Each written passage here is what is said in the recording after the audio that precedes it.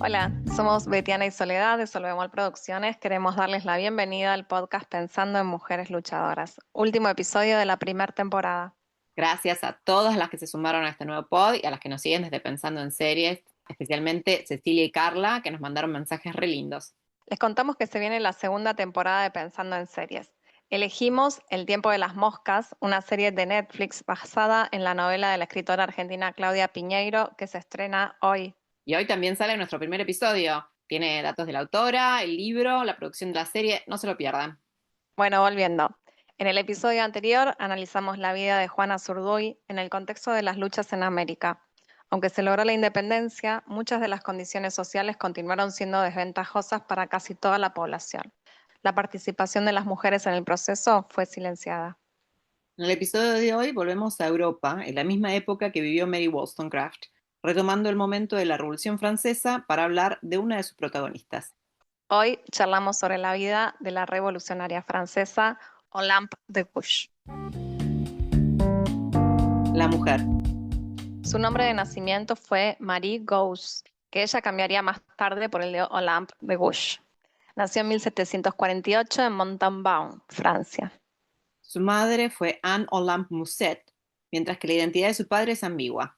Olympe decía que era la hija ilegítima del marqués de Pompignan.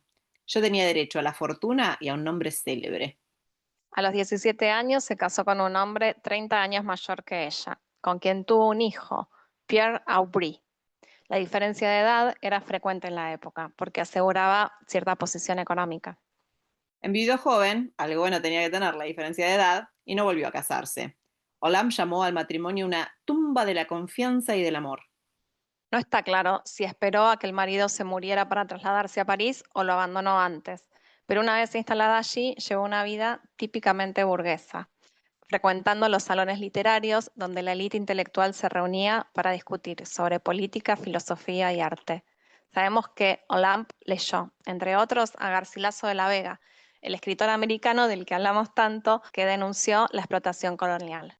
Durante este periodo escribió varias obras de teatro, y por una cayó en la cárcel, aunque la intervención de sus amigos hizo que fuera liberada rápidamente. Las lettres de cachet eran órdenes del rey para arrestar sin juicio a quien la corona considerara peligroso, con la excusa de proteger el honor.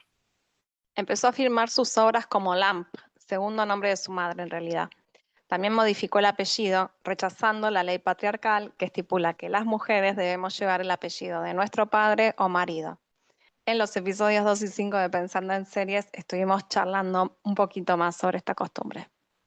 Cuando se desató la Revolución Francesa, Hollande participó activamente, escribiendo proclamas y ensayos. No podía ser elegida para integrar la convención ni ningún tipo de cargo público por ser mujer, pero participó de otros espacios. Dirigió el periódico L'Impatient, organizó su propio salón literario y fundó un club político revolucionario femenino. Por supuesto que recibió todo tipo de críticas: fanática, insensata, autora de una serie de disgustos y contratiempos. En 1793, tras un cambio en el ala que dirigía la revolución, fue apresada y considerada traidora a la República. La ley ha castigado a esa conspiradora por haber olvidado las virtudes que corresponden a su sexo. Olympe de Gouges murió en la guillotina el 3 de noviembre de 1793. Su lucha, su obra. Como les contamos en el episodio número 1, las mujeres tuvieron una importante participación en los primeros tiempos de la Revolución Francesa, pero oficialmente estaban impedidas de manifestarse en los debates porque no eran consideradas ciudadanas. Tampoco tenían permitido entrar a los cafés donde se discutía la opinión pública. Fue así como algunas mujeres de las clases acomodadas desarrollaron salones literarios en sus propias casas. En ellos se difundió la querella de las mujeres, un debate de varios siglos de antigüedad acerca de nuestra capacidad intelectual. La naturaleza de las mujeres, ¿nos hacía inferiores o no a los varones? Qué pregunta, ¿eh? En el siglo XVIII se sumaron voces de ambos sexos, exigiendo cambios, como Mary Wollstonecraft. Les recomendamos el episodio si todavía no lo escucharon. Vamos a retomar el tema de la querella de las mujeres cuando hablemos de Christine de Pizan. Pero resumiendo, hasta ese momento se entendía que la naturaleza determinaba los roles de género. Por eso la mujer tenía que cuidar el hogar y los hijos. Grandes esfuerzos se hicieron para demostrar que la naturaleza no nos hace estúpidas. Hollande planteó: Mira, busca y después distingue, si puedes, los sexos en la administración de la naturaleza. En todas partes los encontrarás confundidos, cooperando armoniosamente. Parece que Deguch era una excelente oradora, porque sus contemporáneos decían sobre ella, despertadora de pasiones, incendiaria. Ella aseguraba igualmente que era más importante escribir, porque se llega a un público mayor y porque la palabra escrita perdura. Escribió más de 30 obras políticas, panfletos y proyectos, con temas tan diversos como impuestos patrióticos, matrimonio y reformas sociales. Toda una agitadora. En 1791 se debatió la nueva constitución. La oposición, que finalmente triunfó, consideraba ciudadanos con derechos políticos a los varones de más de 25 años y propietarios. De Gush propuso considerar ciudadanos y ciudadanas a los que se involucraban, quienes, por ejemplo, tomaron la Bastilla. La ciudadanía debía ser definida por el compromiso, no por características intrínsecas como la edad, el género o la clase social. Para disputar justamente el derecho a la ciudadanía, escribió su famosa Declaración de los Derechos de la Mujer y la Ciudadana, con el objetivo de que se sancionara en la Asamblea Nacional Constituyente. Basada en la Declaración de Derechos del Hombre y del Ciudadano, que la misma Asamblea había publicado 2 años antes, la desmenuzó capítulo por capítulo, revelando la injusticia de la omisión de las mujeres. El preámbulo comenzaba: Hombre, ¿eres capaz de ser justo? Una mujer te hace esta pregunta. Me mata ese comienzo. Ella es como que arranca desafiando, poniéndose completamente por fuera de la inferioridad que se le adjudicaba a las mujeres y llevando la exclusión al terreno que corresponde, la justicia. Si el preámbulo desafía, la declaración comienza con una presentación de armas. La mujer nace, permanece y muere libre, al igual que el hombre, en derechos. La declaración es hermosa. Les dejamos el enlace en la descripción para que la lean completa. No tiene desperdicio. Igual a la mujer y al hombre, y considera que ambos son poseedores del derecho natural, un concepto central de la Ilustración. Son los derechos que nos pertenecen a todos y a todas, y nada ni nadie puede quitárnoslos, porque son para siempre. Cito, ningún cuerpo, ningún individuo puede ejercer autoridad que no emane de ellos. Advierte que el derecho a la libertad, la propiedad y la seguridad debe ser reconocido a las mujeres, y establece como preponderante sobre los demás el derecho a resistir la opresión. Y denuncia: los derechos naturales de la mujer solo tienen por límites la tiranía perpetua que el hombre le opone. La declaración dice todas las ciudadanas y todos los ciudadanos. No es un agregado nuestro ni tampoco de la traducción, está en el original. ¿Será que el lenguaje inclusivo no es nuevo ni woke? ¿Será que hace siglos que está en los documentos centrales del pensamiento occidental? Entre los derechos que lista, de Gush declara su frase famosa: si la mujer tiene el derecho de subir al cadalso, debe tener también igualmente el de subir a la tribuna. En el cadalso estaba la guillotina. Desde la tribuna se hacía política. Si pagamos por infringir la ley, ¿por qué no podemos votarla? Explica que las mujeres son parte integral del cuerpo político y que sin su participación no hay ninguna posibilidad de un gobierno legítimo. La Constitución es nula si la mayoría de los individuos que componen la nación no ha cooperado en su redacción. Las sufragistas tomarían este concepto como bandera un siglo después. Va incluso más allá, sentando las bases de los cupos parlamentarios que las feministas seguimos demandando hoy en muchos países. La mujer debe participar en la distribución de los puestos, empleos, cargos, dignidades y otras actividades. Se detiene en el contrato social que afectaba más directamente a la mujer en ese momento, el matrimonio, reclamando que ambos integrantes de la pareja pudieran determinar la transmisión de la propiedad y que se autorizara el divorcio, que se reconozca que todos los hijos son legítimos y que puedan llevar el apellido del padre o de la madre indistintamente. Estos planteos atacaban la subordinación de la mujer y aniquilaban el poder patriarcal. Y como tantas otras mujeres antes y después, Olamp incluyó la justicia reproductiva como parte integral de las libertades femeninas, indicando que toda ciudadana puede decir libremente: soy madre de un hijo que os pertenece, sin temor a ser perseguida. Olamp sumó las diferencias raciales a sus debates por la desigualdad. Escribió varios ensayos sobre el tema y su obra de teatro más conocida fue La esclavitud de los negros, valorada incluso por los principales dirigentes del movimiento abolicionista. Casi al mismo tiempo que la Revolución Francesa había comenzado la rebelión de esclavos en Haití, que era colonia de Francia.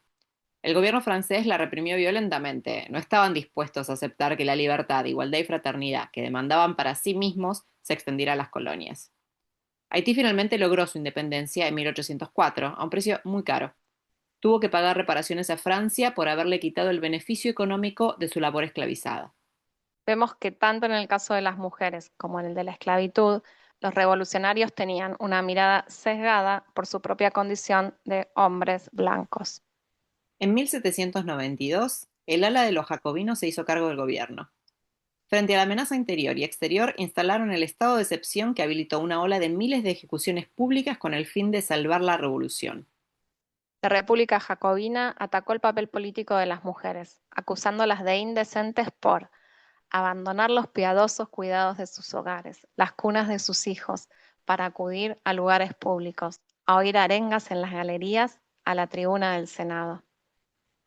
Olamp se opuso públicamente y advirtió sobre los riesgos de la tiranía.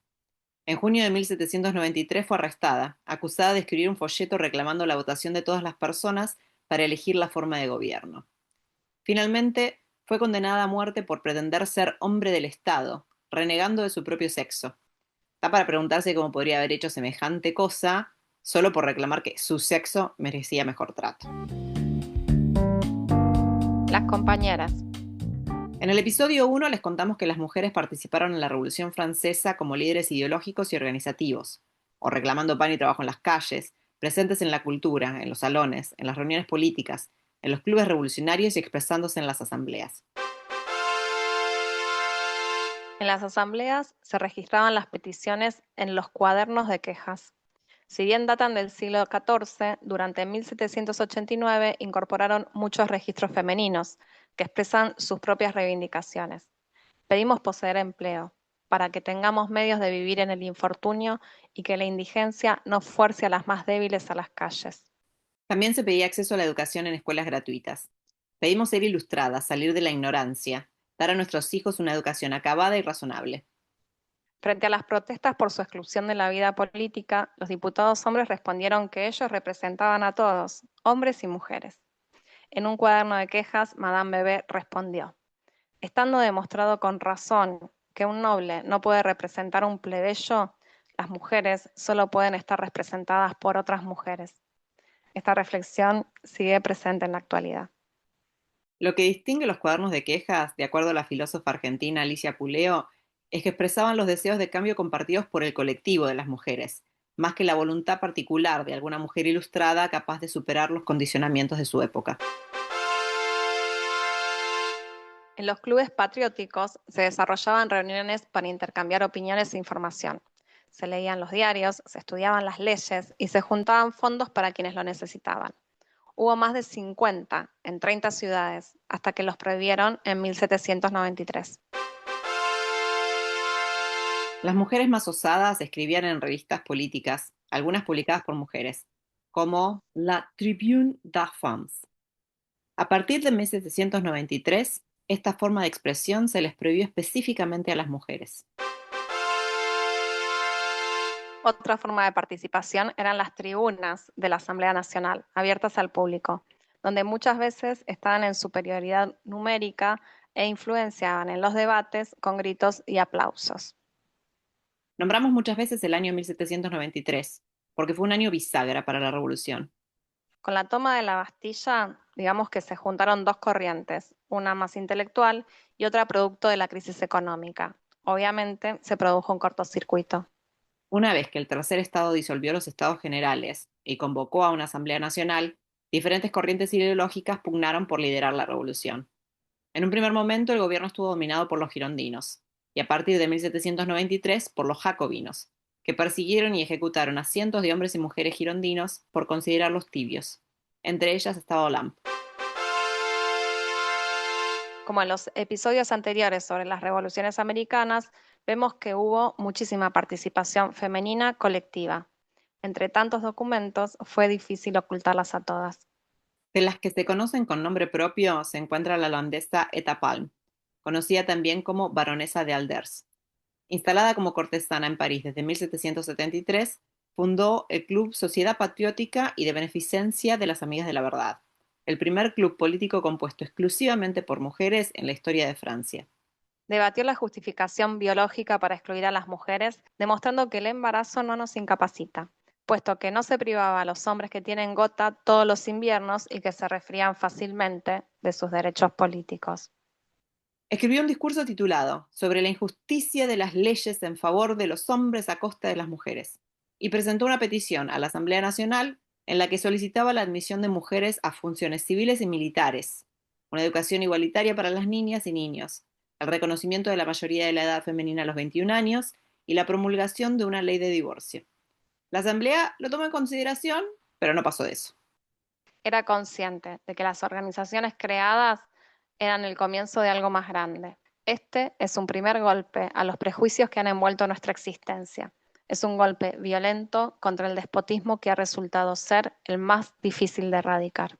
Regresó a Holanda, donde intentó la formación de clubes femeninos a imagen de los franceses, pero fue detenida y encarcelada por 3 años y murió poco después. Anne-Louise Germain Necker, baronesa de Staël. De familia rica, creció en un ambiente intelectual debido al salón literario que organizó su madre. Ella lo continuaría más tarde en París. Escribió libros de viajes, novelas y obras de crítica cultural y literaria. Convencida de la inteligencia femenina, exigió la igualdad en la educación y en el matrimonio. En 1792 huyó por ser considerada opositora de la revolución, al igual que Olympe. Oh, libertad, cuántos crímenes se cometen en tu nombre. Seguro que escucharon alguna vez esa frase. La dijo Marie-Jeanne Roland frente a la Estatua de la Libertad, antes de ser aguillotinada en 1793, el mismo año que Olympe. Participó de la revolución escribiendo artículos políticos y desarrolló un salón literario muy famoso, donde se expusieron públicamente los peores excesos de la revolución. Sophie de Grouche, marquesa de Condorcet, perdón por la pronunciación, jugó un papel importante en el surgimiento del movimiento girondino, que hizo hincapié en los derechos de las mujeres. Organizó una tertulia filosófica y junto a Lampe de Gouges participó del Cercle Social, asociación cuyo objetivo fue específicamente la lucha por los derechos políticos y legales de igualdad para las mujeres. Tras la caída de los jacobinos, Sophie publicó su obra más famosa, Lettres sur la sympathie, y las obras completas de su marido, Nicolás de Condorcet, que fue un filósofo revolucionario muy conocido en la época. Anne-Joseph Terween, estamos haciendo lo mejor que podemos con las pronunciaciones, ténganos paciencia. Nació en Bélgica y viajó a Francia para participar de la revolución. En las tribunas de la Asamblea Nacional muchas veces vestía ropa de hombre. Aquí cambió su apellido a Theroigne de Méricourt, o algo así, como sería más conocida. Tenía un salón literario y fundó la Asociación de Amigos de la Ley. Seguro no lo pueden creer, pero la prensa realista minimizó su talento, atacando su sexualidad.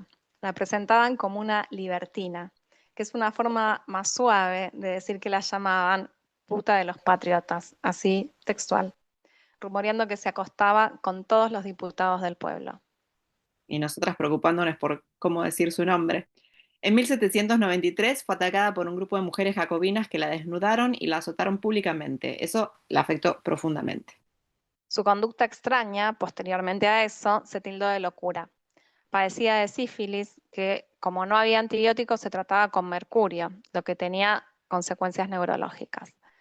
El trauma, la enfermedad y el temor de que termine en la guillotina como Lampe de Gouges y Madame Roland motivaron a su hermano probablemente a solicitar su tutela y hacerla internar. Más allá de todo eso, cuando pensábamos en quién incluir en este episodio, la frase era siempre Theroigne era grosa. Conocida como la primera amazona de la libertad por pedir el uso de armas para las mujeres. Francesas, os digo de nuevo, elevemos la altura de nuestros destinos, rompamos nuestras cadenas. Pauline Léon también quiso defender París en caso de invasión militar y por eso presentó a la Asamblea Nacional una petición firmada por más de 300 mujeres solicitando que se les concediera permiso para aportar armas, realizar ejercicios de instrucción y formar una guardia. Su solicitud fue denegada. La mayoría de estas mujeres fueron castigadas. Mediante la denuncia pública, casi todas. Mediante el arresto, como Eta Palm d'Alder y Pauline Léon. El exilio, como la baronesa de Staël, los azotes públicos como Théroigne de Méricourt o la ejecución como Lampe de Gouges. Estos son solo algunos ejemplos del protofeminismo militante que prevaleció durante la Revolución Francesa. Aunque se lograron pocos avances hacia la igualdad de género, las mujeres lucharon contra los roles tradicionales. Su activismo, audaz, inspiró a muchas mujeres que vinieron después de ellas. Nuestra reflexión. En el episodio de hoy hablamos de cómo la participación de las mujeres en la Revolución Francesa puso de relieve sus propios límites en tanto no las reconoció como ciudadanas. La Revolución Francesa acabó con el régimen absolutista, pero como todas las revoluciones burguesas, solamente otorgó derechos a los varones, más que nada blancos, con propiedades. Rara vez se consiguieron estos derechos a los colectivos subyugados como mujeres, minorías étnicas y gente sin propiedad. De Gouges lo analizó. El hombre esclavo ha redoblado sus fuerzas y ha necesitado apelar a las tuyas para romper sus cadenas, pero una vez en libertad ha sido injusto con su compañera. Oh mujeres, mujeres, ¿cuándo dejaréis de estar ciegas? ¿Qué ventajas habéis obtenido de la revolución? El debate conocido como querella de las mujeres continúa, de alguna manera. Ya casi no se discute si tenemos capacidad de razonar. Se consiguió el sufragio femenino, pero se siguen demandando los derechos legales y de propiedad, derechos médicos, reproductivos y la autonomía corporal. La historiadora estadounidense Joan Wallach Scott señala que no hay que convertir a los personajes históricos en un mito, porque Olympe defendía posiciones que consideramos como superadas, como la aristocracia de los ricos. Pero no le quita importancia que entendió que la época de la revolución femenina había llegado. Este sexo, demasiado débil y oprimido por demasiado tiempo, está listo para arrojar de sí el yugo de una vergonzosa esclavitud. Yo me he colocado a su cabeza. Con este episodio cerramos el primer cuarteto de mujeres luchadoras. Mary Wollstonecraft teorizó sobre la educación. Micaela Bastidas lideró una revolución. Juana Zurduy luchó por la independencia y Olympe de Gouges declaró nuestros derechos. Nos despedimos con su llamado a la acción. Mujer, despierta. Hazte oír en todo el universo. Reconoce tus derechos. Les agradecemos el habernos escuchado y las invitamos a buscarnos en redes. Estamos en YouTube y Facebook como Solvemol Producciones y en Instagram y Threads como Pensando en Mujeres Luchadoras. Nos gustaría mucho escuchar su opinión y todo lo que quieran compartir con nosotras. Asegúrense de seguir el pod, así se enteran cuando sale una temporada nueva. Y si les gusta, que nos valoren con las estrellitas, si son 5 mejor. Además, les recomendamos que nuestro otro podcast, Pensando en Series, hoy arranca la temporada 2. El enlace está en la descripción. Muchas gracias, hasta la próxima.